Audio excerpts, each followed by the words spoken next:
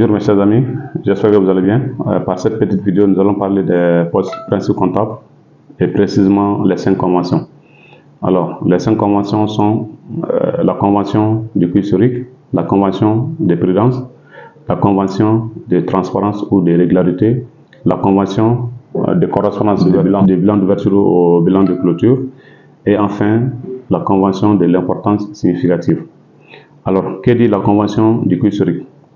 Cette convention du coût historique concerne les biens acquis en monnaie étrangère.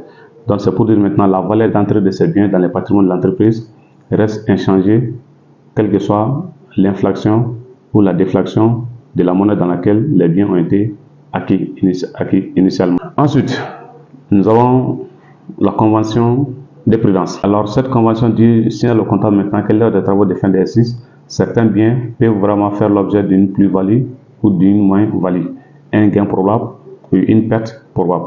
Alors, par prudence maintenant, les pertes probables, les moins-values probables doivent être comptabilisées dans l'exercice concerné. Mais par contre, les gains probables ne doivent pas être comptabilisés, sauf s'ils deviennent certains. Donc, c'est pour dire également aussi qu'un produit est enregistré lorsqu'il se réalise. Mais on ne doit pas enregistrer un produit probable. Mais dès qu'on a une charge probable, une perte probable, il faudra faire maintenant la prise en charge dans la comptabilité. Après, nous avons la convention de transparence ou de régularité. Alors, forcément, tout comptable doit vraiment réunir tous les textes nécessaires pour la bonne tenue de la comptabilité. Qui dit tous les textes, dit forcément les textes par rapport à la fiscalité, les textes par rapport au droit comptable, etc. Et réunir ces textes maintenant et les respecter de façon régulière et de façon transparente.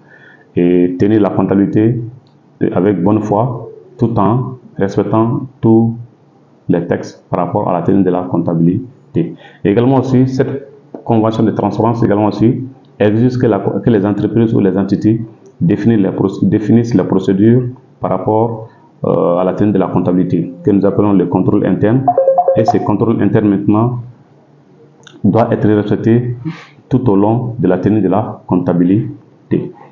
Et après ça, nous avons la convention de correspondance du bilan de clôture au bilan d'ouverture.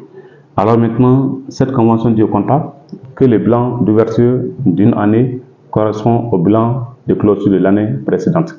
Si je prends juste le cas de l'année 2023, début 2023, on a un bilan d'ouverture.